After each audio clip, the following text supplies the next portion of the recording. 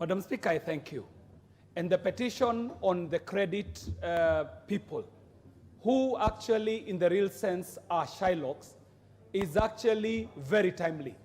And Madam Speaker, as the petitions committee is looking at this, I am hoping that they will be coming up with proposals that might lead to a legislation. Madam Speaker, predatory lending is so rampant in this country that if you looked around, you will see that there are people who are preying on the needs of Kenyans, on the desperation of Kenyans. People who lend money to people, knowing that these people who are borrowing are extremely desperate. What they then do is that they put a very high interest to make sure that the person borrowing is not able to pay. After that, they come back and claim a property or auction out the borrower. Madam Speaker, we need a law that would be able to rein in on these predatory lenders. And I think that might have informed some of the moves that are being made by the government. For example, the Hustler Fund, Madam Speaker, that seeks to plug in into that space where predatory lending had even gone digital, Madam Speaker. That even reputable institutions were lending Kenyans in a predatory manner, Madam Speaker.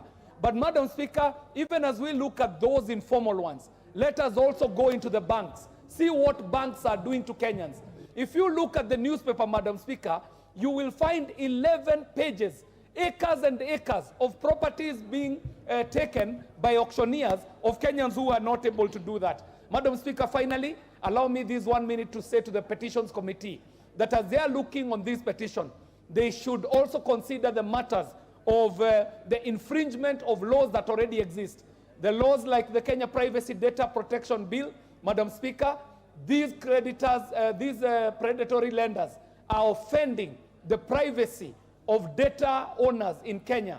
The law on the computer misuse and cybercrime, the way they infringe on people's privacy when they are claiming the money that they had lent to Kenyans, even that is an infringement on laws that exist. So even as we are looking on new laws, Madam Speaker, let us call them out for the laws that they are offending, laws that already exist. I appreciate this opportunity, Madam Speaker.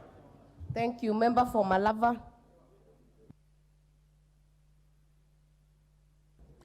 Thank you, Madam Speaker. This issue of illegal deductions have appeared before our committee severally. In the last parliament, Madam Speaker, there were quite a number of complaints about NAT deduction.